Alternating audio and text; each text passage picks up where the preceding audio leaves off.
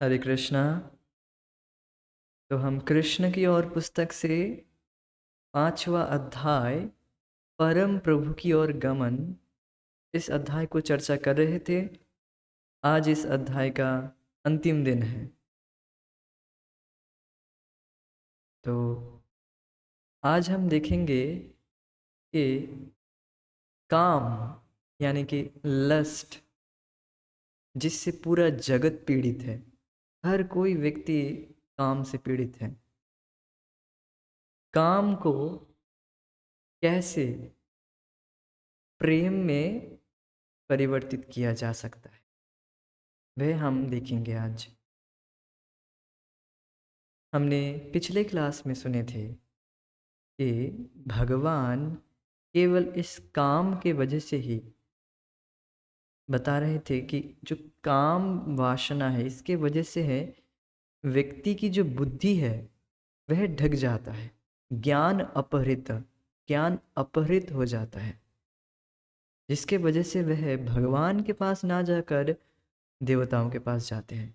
तो भगवान इस काम वासना की भर्त्सना कर रहे हैं। काम वासना रखे हुए हैं जिन व्यक्तियों ने, इसकी भर्त्सना कर रहे हैं, क्योंकि जीव को यही काम वासना ही दुख दे रहा है। क्योंकि काम वासना यह कभी भी पूर्ण नहीं होता है। काम यह भौतिक जगत में इसका एक विकृत प्रतिफलन है। काम शुद्ध रूप में है जो आध्यात्मिक जगत में है, भगवान के धाम में। भगवान के धाम में सब कुछ शुद्ध रूप में है, सब कुछ परम पूर्ण रूप से है, सब कुछ पूर्ण है। किंतु यहाँ पर इस भौतिक जगत में हर वस्तु और सब कुछ अपूर्ण है। क्यों? क्योंकि भगवान से इतर सब कुछ करने की टेंडेंसी है। ऐसा ही तो टेंडेंसी एक समय हम में भी था कि जब हम भगवान की भक्ति में नहीं थे, सब कुछ भगवान से कोई मतलब नहीं है, बस हम अपने अपने में खुश, अपने घर अपने खुश। ऐसे ही तो था ना सबको, जो पहले भक्ति में नहीं थे। जब हम क्या हमारा, मैं तो मेरी बात कह रहा हूँ, जब मैं तो भक्ति में नहीं था, भगवान की भक्ति नहीं कर रहा था, तो ऐसा ही भाव था कि भगवान से कोई मतलब नहीं था। तो केवल अपने स्वार्थ और अपने परिवार वालों के इंद्रियों की तृप्ति, समाज की इंद्रिय तृप्ति, तो इस इंद्रिय तृप्ति की जो वासना है, इसे ही काम कहते हैं। और इसी के वजह से जीव दुख भोग रहा है। कौन नहीं चाहता कि इस काम से मुक्त होकर बिल्कुल शुद्ध रूप से, शुद्ध प्रेम से जीवन यापन करे जाए। तो हम जो देखते हैं कि जीव पीड़ित हो रहा है, वह फील कर रहा है, या हम ये फील कर चुके हैं कि ये काम वास्तव में बहुत दुखदायक है। फिर भी हम उसी में प्रवृत्त हो जाते हैं, क्योंकि हमारे पास ये ऑप्शन ही नहीं रहता कि इसके परे भी कुछ है क्या, इसके परे भी क्या कोई वस्तु हमें सच्चा सुख दे सकता है। ये ज्ञान ही नहीं रहता है। जगत इस तरह से ज्ञान को प्रस्तुत कर रहा है, इस तरह से परोस रहा है ज्ञान को, कि केवल काम ही परोसा जा रहा है। और जीव कभी भी काम से संतुष्ट होगा ही नहीं, क्योंकि जीव तो वास्तव में भगवान का अंश है। तो जीव को केवल शुद्ध प्रेम ही सुख दे सकता है। तो इसीलिए हम देखेंगे कि काम को कैसे प्रेम में परिवर्तित किया जा सकता है।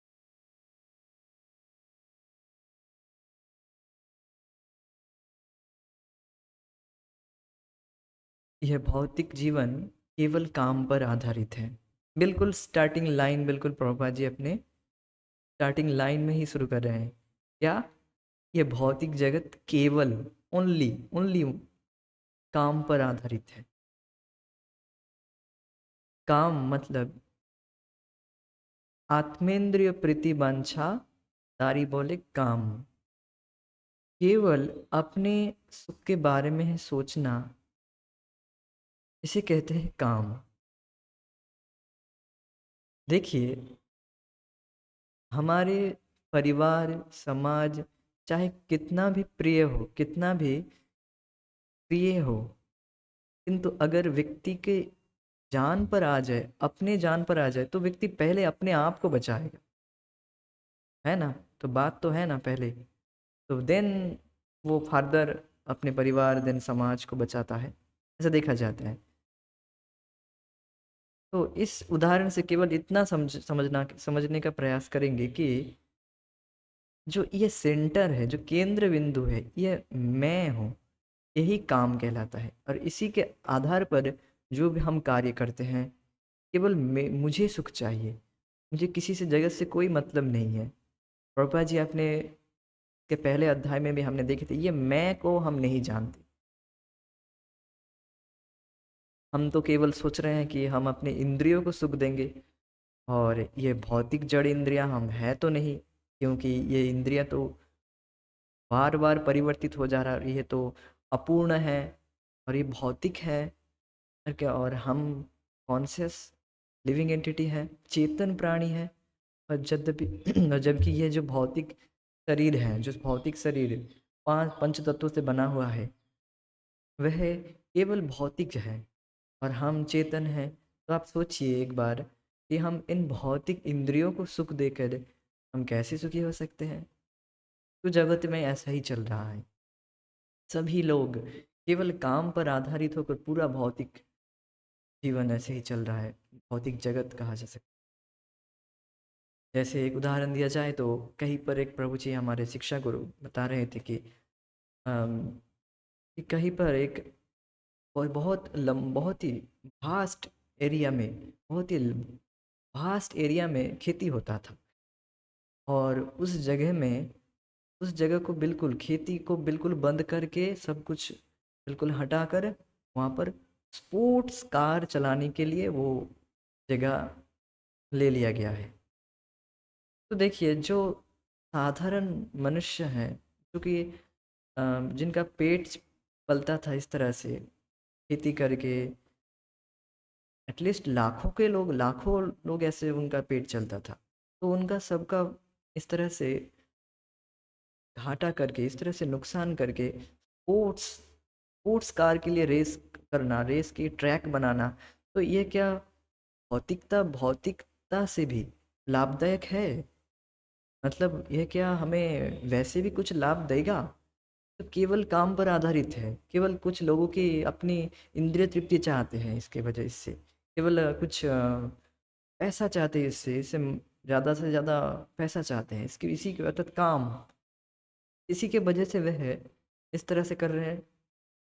जैसे अभी देखा जाता है गांव में भी, मैं अपनी बात कहता हूँ, मेरे भी उदाहरण देता हूँ कि मेरे गांव में ऐसे बहुत जगह खेती होता था, किंतु वो सब कुछ खेती को बंद करके वहाँ पर अभी मच्छियों को एक प्रतिपालन किया जा रहा है, उनका कुछ फिसारी आदि कहते हैं, फिशी कल्चर, वो कुछ कर रहे, जिसके द्वारा और ज़्यादा पैसा आता है।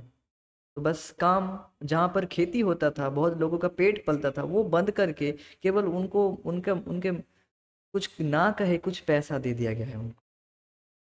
और ऐसे वो सब खेती को बंद करके अब क्या कर रहे हैं, मछली चाष कर रही, चाष मतलब means, I am saying in Bengali, it is not, fishery, pisciculture कर रहे हैं। तो इससे क्या फ़ायदा होगा? ये तो केवल जीव, वही तो उन्हीं को काट कर फिर खाएंगे। तो ये तो केवल काम पर आधारित, अपने जीवा के रसना तृप्ति के लिए। इससे तो अच्छा व्यक्ति खेती करता। यस, और हाँ, यस, मछली पालन, हाँ, फिशिकल्चर, मछली पालन। मछली पालन कर रहे हैं इसलिए नहीं कि बड़े, उनको खाने के लिए बस। तो ये काम पर ही आधारित है। ऐसे ही आप देख सकते जो वर्ड्स बर्ड्स मीन्स मुर्गे आदि को, उनका भी प्रतिपालन किया जा रहा है। क्यों कर रहे हैं? क्योंकि केवल खाने के लिए उनको, तो ये काम पर ही आधारित है ना। बहुत ज़्यादा से ज़्यादा स्लॉटर हाउस खुल रहे हैं। तो ये किस पर आधारित है? केवल काम पर। अपने अगर व्यक्ति मांस नहीं खाएगा या ये सब नहीं खाएगा तो क्या हो जाएगा? मर जाएगा।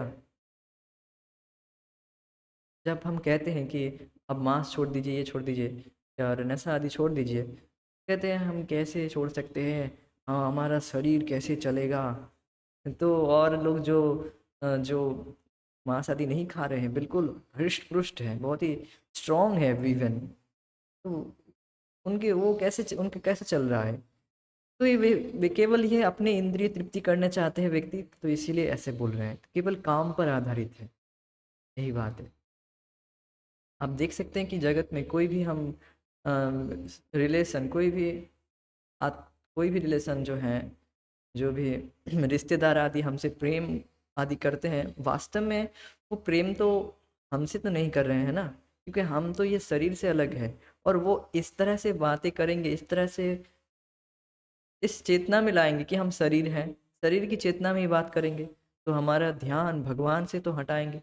तो वास्तव में देखा जाए तो कोई भी व्यक्ति, चाहे वह देवताओं के पास भी क्यों ना जाए, व्यक्ति अगर काम के वशीभूत होकर देवताओं के पास भी जाए, परम लाभ, परम पुरुषार्थ का नहीं हो सकता, क्योंकि आत्मा का जो पुरुषार्थ है कि वह इस भौतिक शरीर से निकलकर भगवान के पास चला जाए, इस भौतिक जगत में फंसा हुआ है, तो आत्मा का परम पुरुषार्थ वास्तव में भगवान की भक्ति में, भगवान कृष्ण की भक्ति में ही हो सकता है।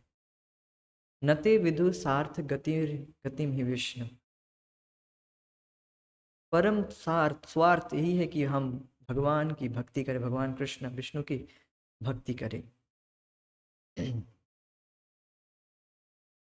तो हमने पहले क्लास में सुने थे कि देवता के पास जो काम से वशीभूत हो जाते हैं, उनके ज्ञान अपहृत हो जाते हैं और फिर वह देवताओं के पास जाते हैं। देवता उनको कुछ भौतिक लाभ दे सकते हैं, किंतु उनके परम पुरुषार्थ वास्तव में जो स्वार्थ है वह कभी नहीं कर सकते, उसका पूर्ण नहीं कर सकते, क्योंकि वास्तविक स्वार्थ तो क्या है कि जीव इस भौतिक शरीर से निकले, भगवान के धाम वापस जाए। ये बात है। तो हम इस भौतिक संसार का सुख भोगना चाहते हैं और हम इसे प्रेम करते हैं, कहते हैं। तो हम भौतिक संसार का सुख भोगना चाहते हैं और इसको टाइटल क्या देते हैं? प्रेम। क्योंकि हम अपनी इंद्रियों को तृप्त करना चाहते हैं। हमारी यह काम भावना ईश्वर के प्रति हमारे प्रेम का विकृत प्रतिबिंब है। तो जो बात मैंने पहले बताया था कि ये जो काम है, जगत में जो देखा जाता है, जो काम, ये एक वास्तव में विकृत प्रतिबिंब है, परवर्टेड रिफ्लेक्शन। ये जगत में जो भी भाव है वह परवर्टेड है, विकृत प्रतिबिंब है। जगत में जिसको हम प्रेम कहते हैं वह प्रेम नहीं है, क्योंकि उसका जो केंद्र आप देख चेक कर लीजिए, केंद्र केवल अपनी इंद्रिय तृप्ति है या फिर दूसरों की इंद्रिय तृप्ति है। यहाँ पर भगवान के नाम, बिल्कुल कोई भगवान के कोई नामो निशान नहीं है। भगवान की प्रसन्नता तो छोड़ दीजिए, भगवान का नाम ही नहीं आता है। और यही प्रेम, यही जब प्रीति जब हम भगवान के प्रति करते हैं, यह प्रेम होता है। हमारी यह काम भावना ईश्वर के प्रति हमारे प्रेम का विकृत प्रतिबिंब है। हम जगत में किन्हीं भी लोगों से, किन्हीं भी व्यक्ति के साथ छः छः छः तरह से हम आदान प्रदान करते हैं जिससे प्रेम होता है। क्या?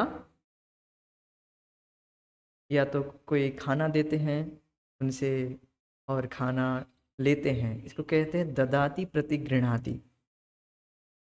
रूप गोस्वामी अपने नेक्टर ऑफ इंस्ट्रक्शन में कहते हैं ददाति प्रति गृणाति गुह्यम आख्याति पृच्छति भुंक्ते भोजयते चैव षड्विधा प्रीतिलक्षणम। ददाति प्रति गृणाति, हम यह रूप गोस्वामी कहते हैं हम भक्तों के साथ इस तरह से आदान प्रदान करना चाहिए, भगवान के साथ और भक्तों के साथ। ददाति प्रतिगृणाति, भगवान के भक्तों को प्रसाद देना चाहिए, उनसे प्रसाद लेना चाहिए।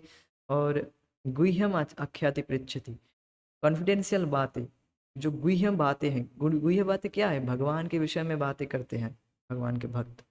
और भूंगते भोजयत चैव, और कुछ गिफ्ट देते हैं एक दूसरे को, और गिफ्ट स्वीकार भी करते हैं। तो इस तरह से 6 प्रीति लक्षण हैं। ये 6 प्रीति लक्षण हम भगवान के साथ और भगवान के भक्तों के साथ करते हैं। किंतु जब भी यह प्रीति लक्षण, जब भी यही काम हम भौतिक रूप से करने लगते हैं, भौतिक लोगों से करने लगते हैं, केवल इंद्रिय तृप्ति के वासना में, कि हम वही खाना, वही दाल चावल किसी और व्यक्ति को देते हैं या खाते हैं, तो केवल ही पाप खाते हैं, केवल ही पाप खाते हैं। तो आप कहेंगे ऐसा कैसे? क्योंकि यहाँ पर जो वस्तु, सोचिए, जो दाल चावल आप अपने शक्ति से तो नहीं उगा रहे हैं ना, वो तो भगवान की शक्ति के वजह से आपको मिल रहा है दाल चावल। तो वो अगर आप भगवान को अर्पित नहीं करेंगे तो ये पाप नहीं हुआ? जो वस्तु हर हर कुछ दे रहा है, सब कुछ, धूप से लेकर सूर्य का प्रकाश से लेकर हवा पानी, सब कुछ भगवान दे रहे हैं, तो उनको ना देकर अगर हम खुद भोगना चाहें तो ये काम नहीं हुआ।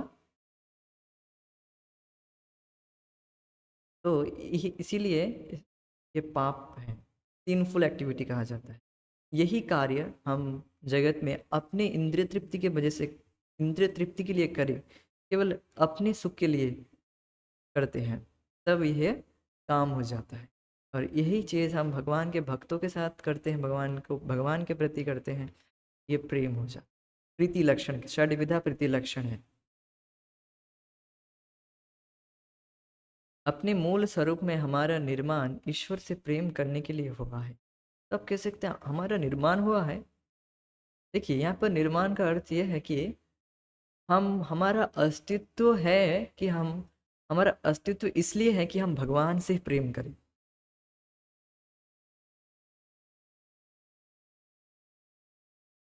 हमारा मूल स्वरूप, हम भगवान के अंश हैं, हम भगवान के अंश हैं। तो हमारा यह तो कर्तव्य है। जगत में देखते कोई बहुत सारे कर्तव्य कहते हैं, ये करो वो करो, ये तुम्हारा कर्तव्य है, ये तुम्हारा कर्तव्य है। लेकिन वास्तव में जीव का कर्तव्य यही है कि वह भगवान की सेवा करे, भगवान को सुख दे, भगवान की सुख, भगवान की प्रसन्नता के लिए वह कार्य करे। यही जीव का असली स्वरूप है। किंतु चूंकि हम भगवान को भूल गए हैं, अविद्या के वजह से, अपने भोग वासना के वजह से, जब भी हम भोग करना चाहेंगे तब भी हमें हमारे ज्ञान, हमारा जो ज्ञान है वह अपहरित हो जाता है, ढक जाता है। और जिनके पास ज्ञान नहीं है, वे उनका उनका ज्ञान और ज़्यादा ढक जाता है। जब भी हृदय में काम वासना जागृत होती है, तब भी हमारी जो चेतना है वह और ज़्यादा ढक जाता है। क्योंकि हम चेतन प्राणी हैं, हम भगवान का अंश हैं। तो सोचिए, भगवान जो परम पवित्र है, परम पवित्र, उनका अंश है हम। और हम भौतिक संस्पर्श के वजह से, हम तो हैं तो आध्यात्मिक, आध्यात्मिक स्फुलिंग, किंतु हम भौतिक पदार्थों के संस्पर्श में आकर दूषित हो गए हैं, हमारा चित्त दूषित हो गया है। यही बात है। इसलिए हम भगवान को भूल गए हैं, इसलिए हम भौतिक पदार्थ को प्यार करने लगे हैं। तो जीव का स्वरूप ही है कि वह प्रेम करना चाहता है, जीव का अस्तित्व ही है। जैसे हाथ का स्वरूप ही है, मेरे इन दोनों हाथों का स्वरूप ही है कि स्वतः, इनको बोलने की जरूरत नहीं, स्वतः मेरे सेवा करता है, तो ऑटोमेटिक। और ये इनको कोई स्वतः, इनका स्वरूप ही है, इनका अस्तित्व ही है, इन हाथों का अस्तित्व है कि मेरी सेवा करे। इसी तरह से हम जीवों का अस्तित्व है कि हम भगवान की सेवा करें। अब सेवा अर्थ सेवा करने की प्रवृत्ति, प्रेम मीन्स सेवा करने की प्रवृत्ति। अगर किसी के प्रति आप प्रेम रहेगा तो स्वतः उनकी सेवा करने के लिए आपको स्वतः आप सेवा करेंगे। ऐसा नहीं कि आप सेवा नहीं करना चाहेंगे। प्रेम का मतलब है सेवा की भावना। तो सेवा का जो ये भावना है, ये तो हर जीव में है। हर व्यक्ति या तो अपनी इंद्रियों की सेवा कर रहा है या तो किसी और की इंद्रियों की। तो सेवा तो है ही, बस हम गलत जगह पर ये इन्वेस्ट कर रहे हैं। किंतु हमारा प्रेम तो यहाँ भी विद्यमान है कि हम किसी न किसी वस्तु से प्रेम करते हैं, भगवान से नहीं, किसी वस्तु से प्रेम करते हैं। आई लव माई लैपटॉप, हाँ, किंतु लैपटॉप तो आपसे प्रेम नहीं कर सकता है, ये नहीं समझते हैं। हम्म, या तो हम भौतिक पदार्थ से प्रेम करते हैं या भगवान से। किंतु किसी भी स्थिति में हम प्रेम करने की इस सहज प्रवृत्ति से बाहर नहीं जा सकते। निस्संदेह प्राय हम देखते हैं कि जिस व्यक्ति के बच्चे नहीं होते वह बिल्ली या कुत्ते से प्रेम करने लगता है। क्यों? क्योंकि हम किसी न किसी से प्रेम करना चाहते हैं, हमें इसकी अनिवार्य आवश्यकता है।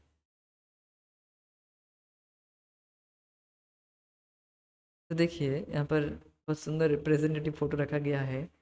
ऐसा देखा जाता है जगत में जिनके बच्चे नहीं होते या होते भी हैं, फिर भी बच्चे बड़े हो गए हैं, विदेश चले गए हैं, तो कुत्ते रख लेते हैं, कुत्ते पाल लेते हैं, बिल्ली पाल लेते हैं, और उन्हीं से उन्हीं से यह 6 प्रीति लक्षण करते रहते हैं। उनको खिलाते हैं, उनको पिलाते हैं, और उन्हीं से सब कुछ करते हैं, उन्हीं से अपना जो प्रेम का आदान प्रदान करते हैं। तो प्रभुपाद जी समझा रहे हैं कि जो प्रेम की जो टेंडेंसी है वो तो जीव में है। वो अगर भगवान से प्रेम नहीं करेगा, वह कुत्ते से प्रेम करने लगेगा। If you don't love god then you you have to love dog. अगर आप भगवान से प्रेम नहीं करेंगे तो आपको कुत्ते से प्रेम करना होगा। अर्थात प्रेम करने की जो टेंडेंसी है जीव में, ये तो विद्यमान है। यहाँ पर देखिए माता जी कितनी खुश है, कितनी खुश है कुत्तों से प्रेम करके। इनको पता भी नहीं है कि इस तरह से डॉग कॉन्शस में रहकर नेक्स्ट लाइफ में ये डॉग बन जाएगी इन्हीं के साथ। यही बात हमें समझ नहीं आता। जैसी चेतना होगी वैसा जीवन, वैसा शरीर अगले जीवन में मिलेगा। कृष्ण कॉन्शस में रहेंगे तो कृष्ण के पार्षद बन जाएंगे, डॉग कॉन्शस में रहेंगे तो डॉग पार्षद बन जाएंगे। कुत्तों के पार्षद बन जाएगा तो कुत्ते बन जाएंगे हम। ये वास्तव में यही बात शास्त्र में भी बताया गया, मैं कोई और से नहीं बता रहा हूँ। इसीलिए तो हमें अपने चेतना को भगवान की सेवा में, जो हमारा स्वरूप है, हम भगवान का अंश है, हमें भगवान की सेवा करना चाहिए। किंतु हम भौतिक लोगों से कि हम इस तरह से हम इच्छा किए हैं, ये इच्छा किए हैं कि हम कुत्तों के साथ रहकर सुखी होंगे। तो नेचर कहता है अच्छा तुम कुत्तों के साथ इस मानव शरीर से प्रेम करना चाहते हो, अच्छा ठीक है, तुम कुत्ते का शरीर ले लो, अच्छे से प्रेम कर पाओगे। ऐसा होता है। मानव जीवन मिला है आपको, इस मानव शरीर में ही आप सर्वोच्च रियलाइजेशन, भगवत रियलाइजेशन कर सकते हैं भक्तों की संगत में। किंतु अब आप इस मानव जीवन को बिल्कुल ही वेस्ट करते रहे कुत्ते बिल्लियों से प्रेम करके, तो बहुत ही शोचनीय है। भागवत में बताया जाता है जो पशु हैं वह भी शोक करते हैं। अब कह सकते पशु कैसे शोक कर सकते हैं? यस, पशु शोक करते हैं हम हमारे लिए, हमारे प्रति, हमको देखकर वे शोक करते हैं। अरे ये तो बोल सकते हैं, वक्तुम समर्थोपि वक्तुम, बोल सकते हैं फिर भी नहीं बोलेंगे। कुत्ते अर्थात पशु लोग जब देखते हैं कि मनुष्य जीवन इनको मिला है, ये तो भगवत प्राप्ति कर लेंगे, किंतु हम तो बोल नहीं सकते, तो हम तो भगवान की प्राप्ति नहीं कर सकते। अर्थात हरे कृष्णा कृष्ण कृष्णा हरे हरे, हरे राम राम राम हरे हरे, हरे कृष्ण महामंत्र हम जप कर सकते हैं, कुत्ते बिल्ली नहीं कर सकते, पशु नहीं कर सकता है। तो इसीलिए अपने मनुष्य जीवन का एडवांटेज लेना चाहिए। तान स्वच्छ सोचा नन्व सोचास्तु, इस तरह से श्लोक है, शुरुआत ऐसा होता है। तान स्वच्छ सोचवान, शोचनीय जिनके शोचनीय जो अर्थात पशु लोग तो शोचनीय हैं, किंतु ये भी शोक करते हैं। पशु जीवन मिला है तो इनके प्रति तो शोक करना है कि अरे इनको तो पशु जीवन मिला है, इन जीवात्माओं को तो दया तो होगी ही। किंतु ये लोग जो सोचनीय है ये भी शोक करते हैं हम जैसे मनुष्य पर। तो सोचिए, मनुष्य जीवन को ऐसे ही गंवाना नहीं चाहिए। इसीलिए प्रभुपाद जी बता रहे कि कामना, देखिए काम और कामना में अंतर है। कामना मीन्स इच्छाएं, जीव इच्छा करने के लिए स्वतंत्र है, और इस इच्छा को हमको भगवान के प्रति लगाना है। और काम क्या है, काम क्या है, काम है कि भौतिक इच्छा, भगवान से इतर भोगने की इच्छा, जिसके वजह से जीव भोग रहा है, इस जगत में दुख भोग रहा है। और इस इच्छा को हमें भगवान की ओर डायरेक्ट करना है बस।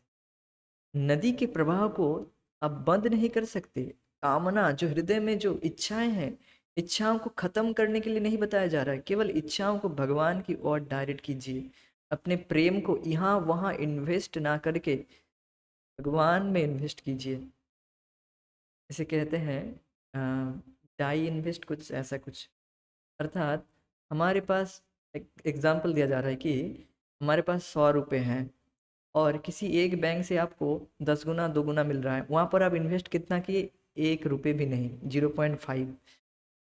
और जहाँ पर आपको बिल्कुल भी लाभ नहीं मिलेगा, आपका सारा पैसा डूबेगा, वो उन्हीं उन्हीं बैंक में आप इन्वेस्ट किए हैं, तो आपका तो पैसा डूबना ही है। अर्थात इससे क्या बताया जा रहा है कि हम अपने प्रेम को फैलाए हुए हैं, यहाँ पर थोड़ा सा, वहाँ पर थोड़ा सा, इनके प्रति थोड़ा सा, उनके प्रति थोड़ा सा प्रेम, तो हर तरफ अपने प्रेम को फैलाए हुए हैं। इन प्रेम को इकट्ठा करके हमें पूरी तरह से जितना हो सके, एज मच एज पॉसिबल, हम भगवान के प्रति लगाएं। आदर्श तो ये है हम पूरी तरह से भगवान को ही प्रेम करें, क्योंकि जब जीव भगवान से प्रेम करने लगता है पूरी तरह से 100%, देन वह हर जीव से प्रेम करने लगता है, हर जीव से। और हम इंडिविजुअली एक एक जीव से प्रेम करने लगते हैं, प्रेम करने का प्रयास करें, जब भी वह प्रेम नहीं है, वह काम ही है। और जब भी हम भगवान से प्रेम करने लगते हैं, तब हर जीव से वास्तविक प्रेम करने लगते हैं।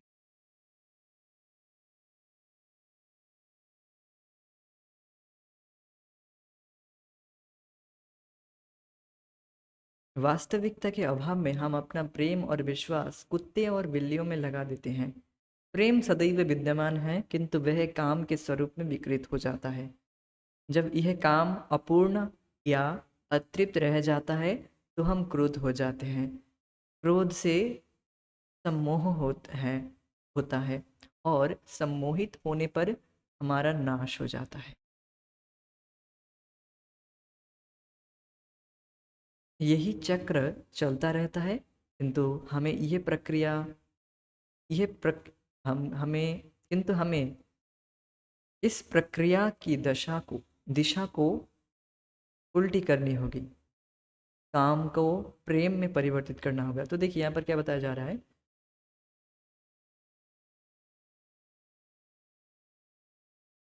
कि काम के वजह से जब काम आता है हृदय में, अब काम जब पूरी तरह से अतृप्त रहेगा, तब क्रोध आएगा, आएगा ही। काम आएगा तो उनका भाई क्रोध भी आएगा। काम क्रोध, अब काम क्रोध हुआ, और काम अगर पूर्ण हो गया, काम आपका पूर्ण हुआ, आपको जो वस्तु व व्यक्ति चाहिए थी वो मिल गया, देन आपको लोभ होगा, और चाहिए और चाहिए, क्योंकि भौतिक भोग तो कभी खत्म ही नहीं होने वाला है। यही काम का स्वरूप है, और चाहिए, लोभ होगा, काम क्रोध लोभ मोह, और ज़्यादा मोहित हो जाएंगे कि इससे इसके बिना मेरा जीवन चलेगा ही नहीं। ये मोह कहलाता है। काम क्रोध लोभ मोह मद मात्सर्य। क्रोध से मोह कैसे, देखिए इस तरह से बताया जा रहा है क्रोध से मोह कैसे? अब अ,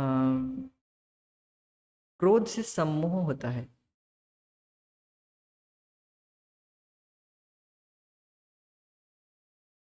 पहले तो काम इच्छा जब पूर्ण नहीं होता है, देन क्रोध उत्पन्न होता है। और क्रोध से सम्मोह होता है, सम्मोहित होने पर हमारा नाश हो जाता है। सम्मोह मतलब हम क्रोधित हो जाते, देखिए बिल्कुल उदाहरण से, भौतिक उदाहरण से समझ जाएंगे कैसे क्रोध से सम्मोह होता है। देखिए, ऐसे देखा जाता है जगत में व्यक्ति किसी स्त्री के प्रति आसक्त होता है, या स्त्री किसी पुरुष के प्रति आसक्त होती है। तो जब व्यक्ति को वह स्त्री नहीं मिलती, तब वह बहुत क्रोधित होता है, क्रोधित हो जाता है, और वह सम्यक रूप से मोहित हो जाता है कि अगर वह नहीं मिलेगा, मैं जी ही नहीं पाऊंगा। तो देन ही कमिट सुसाइड, फिर वह सुसाइड कर लेता है और भूत बन जाता है। तो इस तरह से तो आप समझे कि क्रोध से कैसे सम्मोह उत्पन्न हुआ। मेन पॉइंट इज काम। काम से हर तरफ डायरेक्शन जा सकता है। काम से क्रोध हो सकता है, काम से और लोभ हो सकता है। मेन पॉइंट इज काम। जहाँ पर भगवान की प्रीति नहीं है, बस अब तुरंत माया देवी पकड़ लेगी आपको। और कोई एग्जाम्पल से समझा सकते हैं क्या? नहीं, प्रभु जी इसी एग्जाम्पल से समझा रहे थे। हमारे शिक्षक गुरुदेव जैसे समझाएंगे, हम भी वैसे ही समझाएंगे। और क्या उदाहरण दें, इसी को हर तरफ आप अप्लाई कर दीजिए। जैसे कुछ चाहिए, वस्तु चाहिए, फ़ोन चाहिए। जैसे मुझे, मैं जब पहले था, जब फ़ोन नहीं था हमारे पास जब फ़ोन नहीं था, स्मार्टफ़ोन नहीं था, तो स्मार्टफ़ोन नहीं मिल रहा था, तो मैं अपने पिताजी के प्रति बहुत क्रोधित हो रहा था। और फिर फ़ोन मिल गया तो मैं ऐसा ऐसा लग रहा था जीवन फ़ोन के बिना चलेगा ही नहीं, स्मार्टफ़ोन के बिना अरे कैसे चलेगा जीवन। तो मोहित हो गया बिल्कुल फ़ोन के प्रति। देन मोहित हो गया मतलब अब सब कुछ, सारा जो कर्तव्य कर्म है वह सब कुछ छूट जा रहा था। ऐसा होता है ना जीवन में। लोग ऐसे, बच्चे लोग तो अभी सब ऐसे ही, अब स्मार्टफोन के पीछे ही तो अभी सब नष्ट हो जा रहे हैं, भौतिकता में और आध्यात्मिकता में भी। तो सम्मोह मीन्स, मोह मतलब अपने स्वरूप का अज्ञान, और सम्मोह मतलब वो चीज़ छूट जाने का भय, और पूरी तरह से मोहित हो जाना कि वो वस्तु नहीं मिलेगा तो मैं जी ही नहीं सकता। तो वैसे सम्यक रूप से मोहित होना। दो उदाहरण से आप समझ गए होंगे। स्त्री की इच्छा होती है तो उसके प्रति इतनी आसक्ति होती है, व्यक्ति सोचता है कि मैं इसके बिना जी ही नहीं सकता। ये उदाहरण तो बिल्कुल दृष्ट है। आप नहीं कह सकते कि ये उदाहरण देखते नहीं है।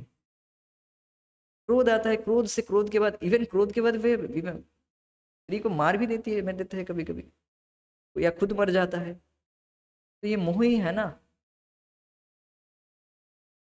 क्या अब इसे खाना पीना नहीं मिल रहा है, जी नहीं सकता, तो मोहित है। तो उसके बिना हम जी नहीं सकते। तो ये तो बिल्कुल मूर्खता वाली बात है। कैसे जी नहीं सकते? हवा पानी तो कौन दे रहा है? भगवान दे रहे, वो दे रही है। हवा पानी की व्यवस्था कौन कर रहा है? खिला पिला के कौन, अब खिला, ये शरीर भी मिला है उसका भी मेंटेनेंस भगवान ही कर रहे हैं ना। भगवान के प्रति कोई कृतज्ञता नहीं, वही अब सब कुछ हो गया है। तो ये मोह मोह है। ठीक है, समझ में आ गया होगा।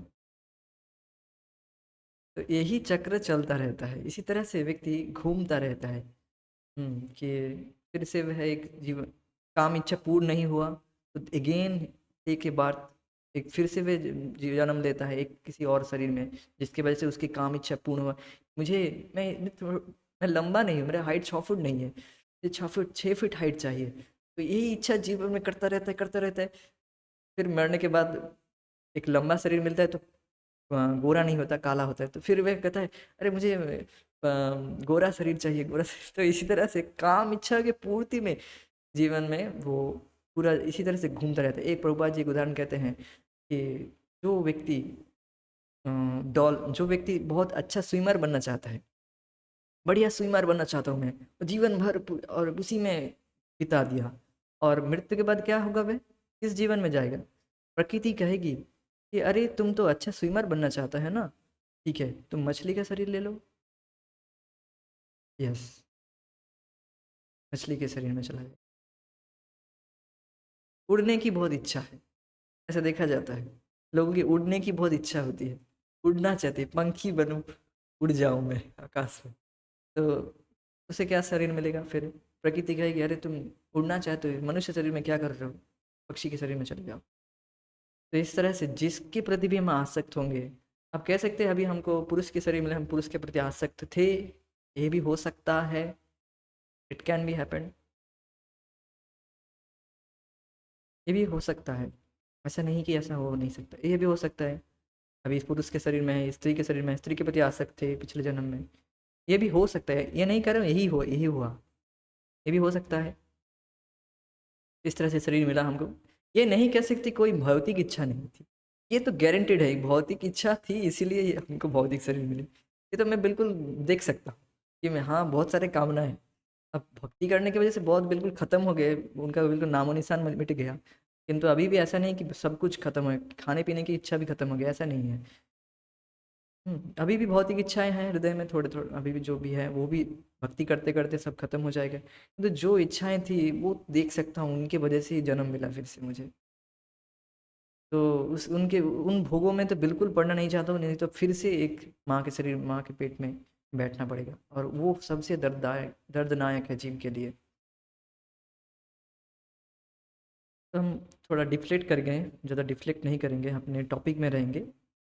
तो यही चक्र चलता रहता है, ठीक है, हम डिफ्लेक्ट ज़्यादा नहीं किए, यही चक्र को समझा रहे हैं कि इसी इस तरह से जीव चक्र, एक जन्म मृत्यु के चक्र में फंसता रहता है, किंतु हमें यह प्रक्रिया की दिशा उल्टी करनी होगी और काम को प्रेम में परिवर्तित करना होगा, तभी हम इस चक्र से बाहर निकल सकते हैं। अगर हम, जब हम इस काम को, जो जगह जगह में हम अब इन्वेस्ट किए हैं उनको केवल भगवान में लगाए, जैसे प्रेम में परिवर्तित करना होगा। यदि हम ईश्वर से प्रेम करते हैं तो हम प्रत्येक वस्तु से प्रेम करते हैं, तो इस विषय को समझिए। हाँ, क्या बता रहे थे? यदि हम ईश्वर से प्रेम करते हैं तो हम प्रत्येक वस्तु से प्रेम करते हैं, बहुत ही सिंपल बात है। जो परम पूर्ण है, जो सभी के स्रोत है, अहम सर्वस्व प्रभवो मत्तः सर्व प्रवर्तते इति मत्वा भजन्ते बा बुधा भाव समन्विता। तो जो बुद्धिमान व्यक्ति है वे मुझे सभी कुछ का स्रोत मानकर मेरा ही भजन करता है, मुझे ही प्रेम करता है। तो इस तरह से हमें बुद्धिमान होना होगा, शास्त्र से हम हमारी बुद्धि को सुदृढ़ बनाना होगा, शास्त्र को सुनकर कि भगवान ही सब कुछ के स्रोत हैं, सब कुछ देने वाले हैं, सब कुछ भगवान ही है, सब कुछ का स्रोत भगवान ही है, मेरी भजनिया केवल भगवान है, और मैं केवल भगवान से प्रेम करके ही सुखी होऊंगा। जितना हम हरे कृष्ण महामंत्र दृढ़ता से जप करेंगे उतना ही ये रियलाइजेशन होगा। और भी उदाहरण भक्त लोग देते हैं, बिल्कुल ये उदाहरण तो आप सुने होंगे, जैसे पेड़ के जड़ में आप पानी देंगे तो हर पत्ती में, हर पत्ती टहनियाँ सब हरे भरे हो जाएंगे। ऐसा नहीं आपको अलग अलग एक ऐसे ड्रॉपर लेके एक एक पत्ते पत्ते में देंगे आप पानी, अर्थात इसी इसी ही तो हम कर रहे हैं ना, और जो कि मूर्खता है, और देखेंगे 2-3 दिन बाद पेड़ सूख गया है, मर बिल्कुल खत्म।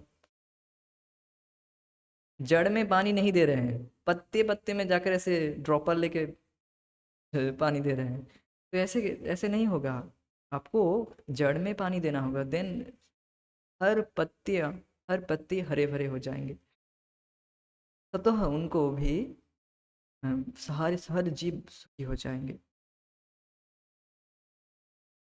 किंतु यदि हम ईश्वर से प्रेम नहीं करते तो किसी से भी प्रेम करना संभव नहीं है। तो देखिए, जो सभी कुछ के स्रोत हैं, जिनके अंश हैं, उनको अगर आप प्रेम नहीं करेंगे तो आप किन्हीं को भी प्रेम नहीं करते हैं। आप कैसे थे कैसे? जैसे यही उदाहरण पहले भी दिया गया है, 1000 बार देते हैं हम, और यही उदाहरण है। जैसे ये हाथ अगर कहे कि हम किसी और को भोजन देके, किसी और के मुख में भोजन डालकर मैं संतुष्ट हो जाऊंगा, तो पेट को संतुष्टि मिल जाएगी, तो ये तो मूर्खता होगी। आपको पेट में ही खाना डालना होगा, तब हर इंद्रियां स्वतःस्फूर्त न्यूट्रिशन मिल जाएगा उनको। आप कान में डालेंगे, हाथ में डालेंगे तो कैसे होगा? नहीं होगा। तो ये बिल्कुल आसान हो गई। तो यही इसी तरह से हमें समझना होगा कि हमको केवल भगवान की ही भक्ति करना है, भगवान से प्रेम करना है। और भगवान से प्रेम करेंगे तो आप उनके भक्तों को भी प्रेम करने लग जाएंगे, साथ ही साथ हर जीव को प्रेम करने लग जाएंगे।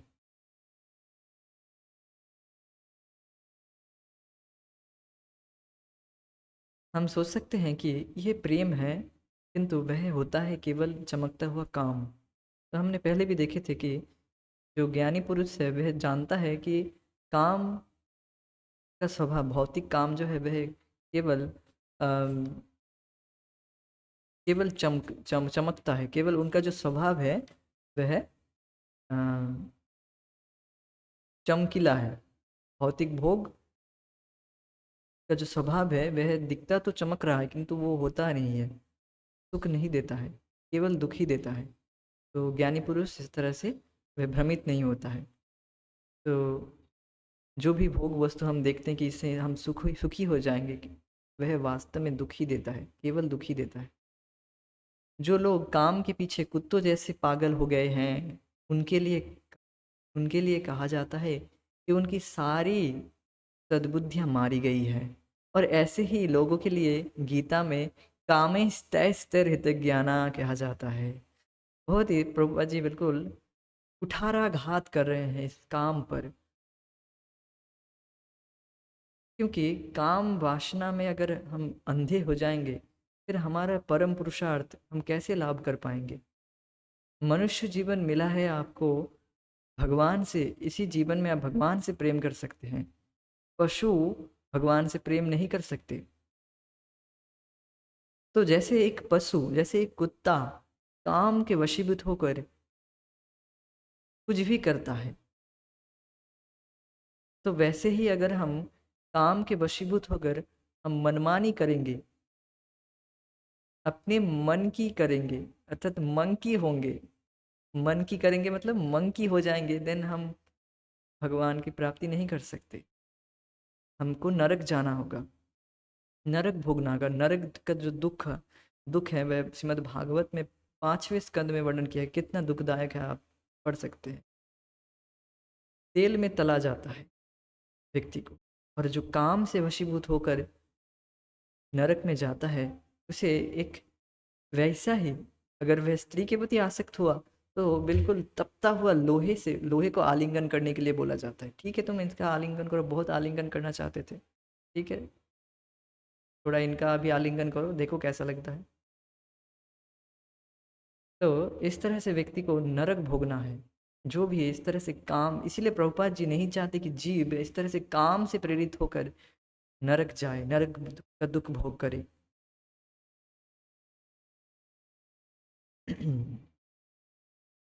शास्त्र में देवताओं की पूजा के बहुत से विधि विधान हैं। कोई व्यक्ति यह प्रश्न कर सकता है कि वैदिक साहित्य में उनकी पूजा की संस्तुति क्यों की गई है? इसकी आवश्यकता है। जो लोग काम प्रेरित हैं वे किसी न किसी से प्रेम करने का सुअवसर चाहते हैं, और देवता लोग भगवान के अधिकारी सेवक माने गए हैं। इसका उद्देश्य यह है कि कोई व्यक्ति इन देवताओं की उपासना करते हुए धीरे धीरे स्वयं में कृष्ण भावनामृत का विकास कर लेगा। किंतु यदि कोई व्यक्ति किसी भी सत्ता के प्रति पूर्णतया नास्तिक, उद्दंड और विद्रोही है, तो उससे क्या आशा की जा सकती है? अतः किसी व्यक्ति की किसी उच्चतर सत्ता के प्रति आस्था का आरंभ देवताओं की आराधना से हो सकता है। तो देखिए, जो व्यक्ति बिल्कुल काम से, जिनका ज्ञान अपहृत हो गया है, वह तो किसी न किसी के प्रति अपने काम वासना की पूर्ति के लिए प्रेम करेगा, अर्थात काम वासना से प्रेरित होकर वह कार्य करेगा। तो वह तो बिल्कुल अपने मनमानी करेगा।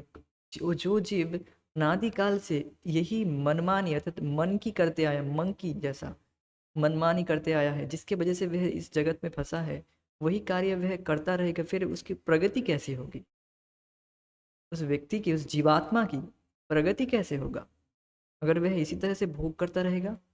तो भगवान ने इसीलिए वेदों में इस तरह से बताया जा रहा है कि आपको ये काम है, आपको स्त्री की, चाहे स्त्री चाहिए, अच्छी पत्नी चाहिए, तो आप इस देवताओं की पूजा कीजिए।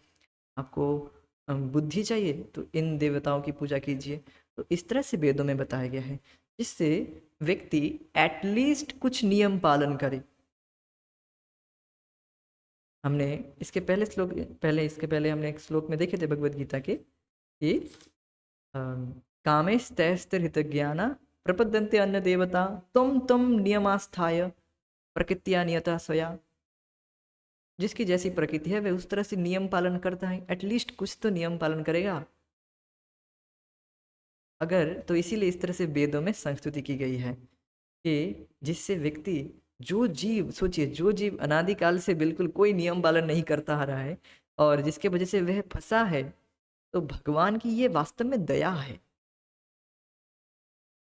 ये जो सृष्टि लीला है भगवान ने किए हैं, ये सृष्टि लीला इसलिए किए हैं कि जिससे बद्ध जीव जो अनादिकाल से भगवान से विमुख होकर दुख भोग रहा है, वह भगवान की ओर धीरे धीरे धीरे धीरे धीरे धीरे धीरे टर्न होकर भगवान की ओर मुड़े।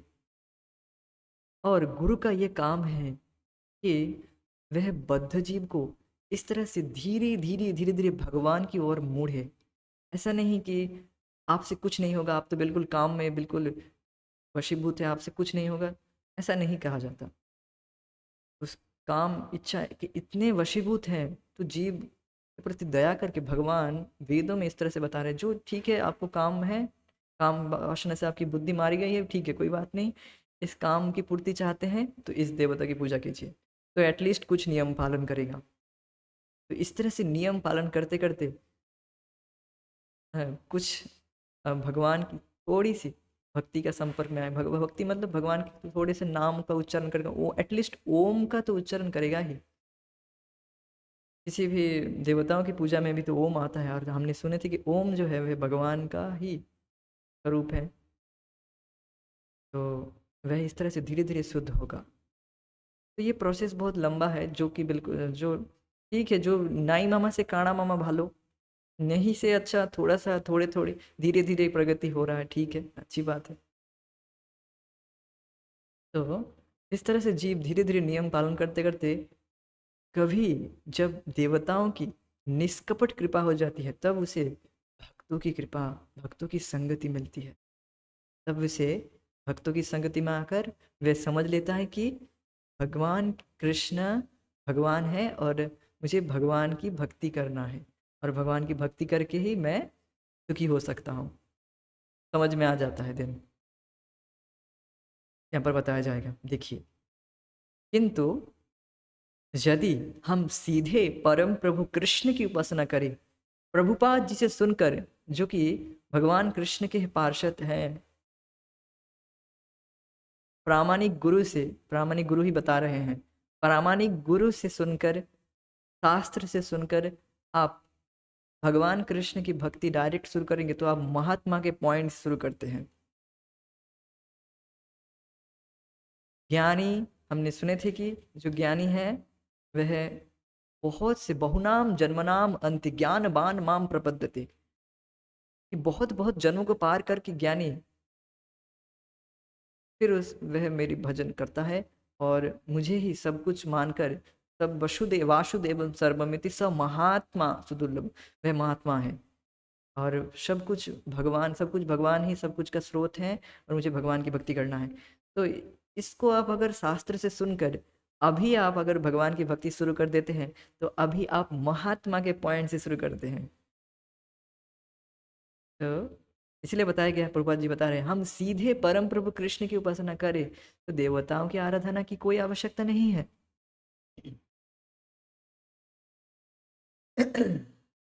Excuse me.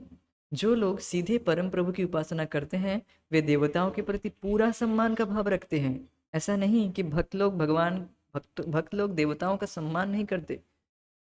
बता रहे हैं कि किंतु उन्हें देवताओं की आराधना करने की आवश्यकता नहीं है, क्योंकि वे जानते हैं कि देवताओं के पीछे सर्वोच्च अधिकारी सर्वशक्तिमान परम प्रभु भगवान श्री कृष्ण ही है, और वे उनकी उपासना में लग जाते हैं।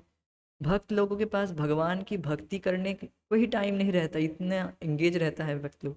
तो तब फिर वे और देवताओं की कैसे पूजा करेगा।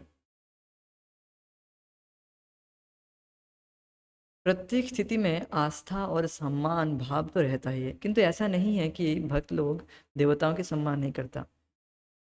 कृष्ण का भक्त तो चींटी का भी आदर करता है, तो फिर देवताओं के लिए तो कहना ही क्या। कैमुत्य समझ रहे हैं यहाँ पर, कैमुत्य न्याय बता के कि जो भगवान के भक्त हैं वे देखते हैं चींटी में भी भगवान का अंश है।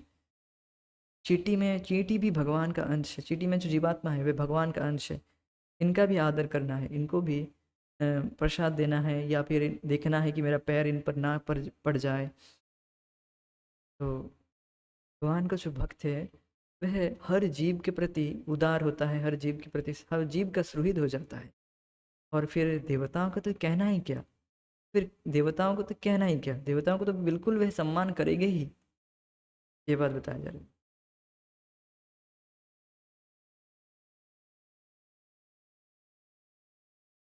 भक्त जानता है कि प्रत्येक जीव भगवान का ही अंश है, और वह भिन्न भिन्न भूमिकाएं निभा रहा है। प्रभु के संबंध के दृष्टिकोण से सभी प्राणी सम्मान के पात्र हैं, इसलिए भक्त दूसरों को प्रभु कहकर संबोधित करता है। प्रभु का मतलब है मेरे प्रिय स्वामी। नम्रता प्रभु के भक्त की एक विशेषता है। भक्त दयालु और आज्ञाकारी होते हैं, और उनमें सभी सद्गुण होते हैं। सारांश यह है कि यदि कोई व्यक्ति भगवान का भक्त बन जाता है, उसमें समस्त सद्गुण स्वतः विकसित हो जाता है। जीव अपने मूल स्वरूप में पूर्ण है, किंतु काम दोष से वह दूषित हो जाता है। तो देखिए यहाँ पर बताया जा रहा है कि भक्त लोग एक दूसरे को प्रभु कहकर एड्रेस करते हैं। जैसे धनंजय प्रभु, आप सुन रहे होंगे, तो हम प्रभु क्यों कहें इनको, क्योंकि हम भक्त लोग एक विनम्रता की पोजीशन में रहना चाहते हैं, जिससे हम एक दूसरे को रिस्पेक्ट देते हैं, और एक दूसरे से नीचे रहना चाहते हैं। और यही तो हम जगत में, भौतिक जगत में क्या है, उल्टा, भौतिक जगत में बिल्कुल उल्टा, कि हम एक दूसरे से श्रेष्ठ दिखना चाहते हैं, और भक्तों के बीच में एक दूसरे से नम्र होना चाहते हैं। हम तो आपसे भी अधम हैं, ऐसा कहते हैं ना। यद्यपि हमारा अभी पूरी तरह से, हम पूरी तरह से भक्त नहीं भी बने, किंतु इस तरह से अभ्यास करते करते धीरे धीरे भक्त भक्त बन जाएंगे। तो जितना व्यक्ति भगवान का भक्ति करता रहता है, वह उतना ही समझ में आता है उसे कि मैं तो बहुत ही हीन हूँ। रियलाइज होता है, ऐसा अनुभव होता है, किंतु भक्त वास्तव में होता नहीं है। तो ऐसा वे फील करता है कि मैं बहुत ही हीन हूँ, दीन हूँ। तो भक्त का ये स्वभाव है, ये एक सद्गुण है कि नम्रता। और वास्तव में भक्ति में आपकी यही प्रगति हो रहा है कि आप कितना नम्र हुए। आप भक्ति में प्रगति कर रहे हैं, इसका ये प्रमाण है कि आप कितना नम्र हुए। आप में जितना नम्रता आई है, उतना ही आप ज़्यादा भक्त बने।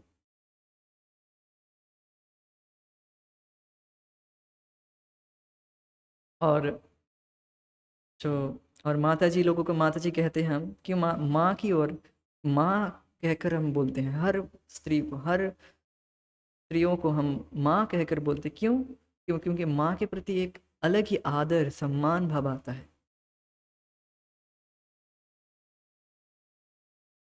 इसलिए तो हम माता जी कहते हैं, जिससे वह सम्मान, वह माँ का जो भाव है, ये हर स्त्री, जगत में हर स्त्री माता जी है, माँ की तरह है।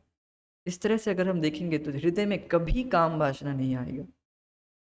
और इस तरह से आप प्रभु कहेंगे दूसरों को, तो इसमें आप में कभी घमंड नहीं आएगा कि मैं एक दूसरे से श्रेष्ठ हूँ, अरे मैं तो ज़्यादा श्रेष्ठ भक्त हूँ। ये कभी नहीं आएगा, बात है। तो इसीलिए इस तरह से भक्त लोग एक दूसरे को ग्रेट करते हैं, और वे है भी ऐसा। किंतु जो बद्ध जीव है, जीव अपने मूल स्वरूप में पूर्ण है। देखिए, जीव परम पूर्ण है, जीव बिल्कुल शुद्ध है, भगवान का अंश है। भगवान कैसे हैं? भगवान परम पवित्र है, जीव भी परम पवित्र है। किंतु किंतु लेकिन लेकिन जब आएगा बिल्कुल उल्टा बात बताई जाएगी। लेकिन काम दोष से वह दूषित हो जाता है। सोने का छोटे से छोटा खंड भी सोना ही होता है। इसी प्रकार पूर्ण ब्रह्म का अंश जीव भी पूर्ण ही होता है। अर्थात क्वालिटिवली, क्वांटिटिवली नहीं, क्वालिटिवली। अर्थात ठीक है, क्वांटिटी को छोड़ दीजिए, क्वालिटिवली आप भगवान के समान हो जाएंगे। गुण से, गुण में भगवान जैसे हो जाएंगे तो सोचिए आप कितने शुद्ध होंगे, कितने परम पवित्र होंगे। और वास्तव में है भी, जीव ऐसा ही है, जीव भगवान का अंश है। जैसे भगवान परम पवित्र हैं तो उनका अंश भी परम पवित्र ही होगा। किंतु वह काम वासना की वजह से इस जगत में फंसा हुआ है, अपने स्वरूप से, अपने स्वरूप को खो दिया है। तो अब ईशोपनिषद से इस श्लोक को लिखा जाएगा तो इस बात की पुष्टि की जाएगी। ओम पूर्णमदः पूर्णमिदं पूर्णात् पूर्णम् उच्यते पूर्णस्य पूर्णमादाय पूर्णम् एवावशिष्यते। ओम पूर्णमदः पूर्णमिदं पूर्णात् पूर्णम् उदच्यते पूर्णस्य पूर्णमादाय पूर्णमेवावशिष्यते। भगवान पूर्ण है, वे परिपूर्ण हैं, अतः उनसे उद्भूत चीजें और यह दृश्यमान जगत भी सब प्रकार से पूर्ण है। जो परम पूर्ण से उत्पन्न होता है वह भी स्वयं में पूर्ण होता है। उस पूर्ण से अनेक पूर्ण इकाइयां उत्पन्न होने पर भी वे पूर्ण ही शेष रहते हैं। देखिए, थोड़ा सा व्याख्या करने का प्रयास करता हूँ। भगवान परम पूर्ण है और वे परम पूर्ण हैं, अतः उनसे उद्भूत चीज है। ये जगत जो भी सृष्टि है, जो 24 तत्वों से बना ये जगत है, ये दृश्यमान जगत भी पूर्ण है, जो परम पूर्ण से उत्पन्न हुआ है। जो परम पूर्ण से उत्पन्न हुआ है वह भी स्वयं में पूर्ण होता है, और उस पूर्ण से अनेक पूर्ण इकाइयां उत्पन्न होने पर भी वह पूर्ण ही शेष रहता है। मायावादी लोग कहते हैं भगवान से यह जगत सृष्टि हो गया है और इसके वजह से भगवान का और कोई अस्तित्व ही नहीं रह गया। तो ये भौतिक धारणा है। जैसे किसी कागज को मैं फाड़ दूं तो उस कागज का अस्तित्व खत्म हो जाता है। किंतु तो इस ये लोग क्या कहते हैं कि भगवान अपने आप को बहुत रूप से विस्तारित कर दिए तो भगवान का अस्तित्व समाप्त हो गया। ऐसा नहीं है, भगवान परम पूर्ण है, और परम पूर्ण से कोई पूर्ण को निकाला भी जाए तो भगवान परम पूर्ण ही रहेंगे। समुंदर से एक बाल्टी पानी ले लेंगे तो समुंदर में कुछ घाटा होगा? समुद्र का लेवल कमेगा? कम होगा नहीं, क्योंकि जो भगवान है वे परम पूर्ण है और उनके जो भी अंश है वे भी पूर्ण है। अर्थात हर जीव पूर्ण है। कैसे पूर्ण है? देखिए, समझिए, भगवान का जो स्वरूप है वह सच्चिदानंदमय है। भगवान कैसे हैं? सच्चिदानंदमय विग्रह। सत मीन्स इटर्नल, शाश्वत है भगवान, और चिद मीन्स ज्ञानमय, पूर्णतः ज्ञानमय, ज्ञान में स्थित है पूरी तरह से। और सच्चिद आनंद, ब्लिसफुल, पूरी तरह से आनंदमय है, आनंदमय विग्रह। हेमाभ छवि सुंदराय। तो भगवान का ऐसा स्वरूप है, और भगवान का जो अंश जीवात्मा, हर जीवात्मा इस तरह से इसी गुण के हैं, सच्चिदानंदमय है। क्वालिटिवली, किंतु क्वांटिटिवली भगवान तो परम पूर्ण है। अब उनसे जो भी पूर्ण आए हैं, हम उनके जो अंश है पूर्ण, वे भी पूर्ण है। ये बात है। और क्योंकि और अम, इसीलिए हमारा स्वरूप भी सच्चिदानंदमय है। अब जीव अगर भगवान की भक्ति करेगा, भक्ति योग करेगा, तब वह सत चिद आनंद, ये तीन गुण भी विद्यमान रहेगा। और ब्रह्म अनुसंधान में अगर लिप्त हो जाएगा, अगर ब्रह्म में लीन होना चाहेगा, तो ब्रह्म साक्षात्कार करना चाहेगा, तब उसे बस पहला शाश्वत सत सत यही गुण का अनुभव होगा। और जीव को तो आनंद चाहिए, आनंद नहीं मिलेगा उसे। फिर वह फिर से गिरेगा उस पद से। तो इसीलिए हमें बताया जाता है कि हम ना तो ब्रह्म अनुसंधान करें, ना तो परमात्मावादी हो कि हम परमात्मा में ध्यान करेंगे। उससे भी आपको केवल सत और चिद ये दोनों रियलाइजेशन होगा और आनंद नहीं मिलेगा। आनंद तभी मिलता है जब हम किसी की सेवा करते हैं, तो देखा जाता है। इसी तरह से जब हम परम पूर्ण भगवान की सेवा में लग जाते हैं, जो जीव का स्वभाव है, जीवेर स्वरूप है कृष्णेर नित्य दास। जीव का ये स्वरूप ही है कि कृष्ण के नित्य दास है। तो जब हम इस तरह से हम अपने स्वरूप में स्थित होंगे, जब भी आप कृष्ण की सेवा में लगे हैं, आप अपने स्वरूप में स्थित हैं। यद्यपि अविद्या के वजह से आपको वैसा फील नहीं हो रहा है, सच्चिदानंदमय स्थिति आपको अभी फील नहीं हो रहा है, किंतु क्योंकि आप अविद्या से ढके हैं, धीरे धीरे अविद्या निवृत्त हो जाएगी, then you can feel this. तो यही प्रोसेस है कि हम भगवान का नाम ज़्यादा से ज़्यादा जप करते रहें और सच्चिदानंदमय जो हम हैं वो उस अनुभव को हम करें। हम भगवान के अंश हैं, भगवान परम पवित्र है और हम भी परम पवित्र हैं। ये बात है। एक उदाहरण और भी देते हैं शास्त्र में, इसी श्लोक के परिप्रेक्ष्य में कहते हैं, जैसे अ,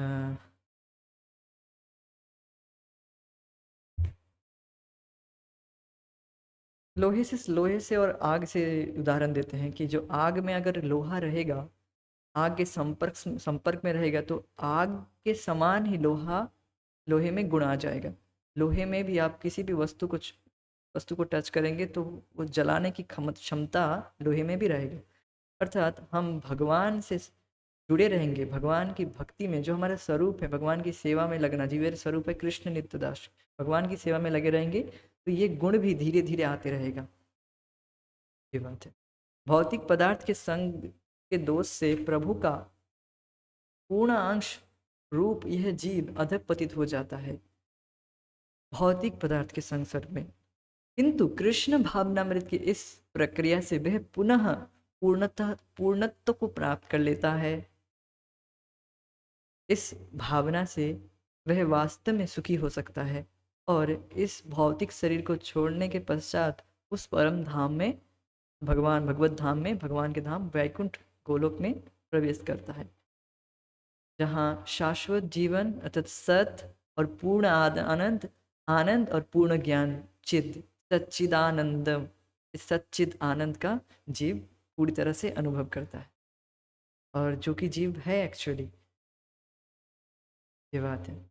तो इसीलिए यहाँ पर जो अध्याय है कि परम प्रभु की ओर गमन, इसी तरह से हम कृष्ण भावनामृत का अनुशीलन करके परम प्रभु भगवान कृष्ण की प्राप्ति कर सकते, भगवान की धाम की प्राप्ति कर सकते।